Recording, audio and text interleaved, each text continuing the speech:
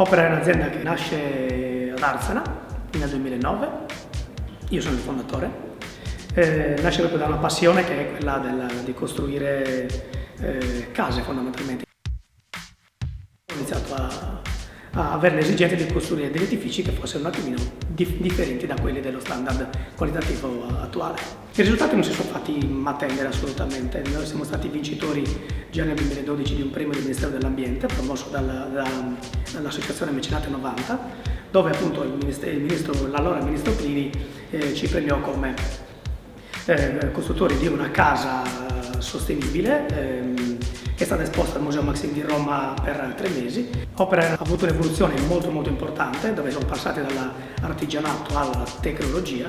Pertanto abbiamo inserito oggi la tecnologia all'interno dell'edificio, facendo sì che l'edificio riuscisse a parlare direttamente con noi.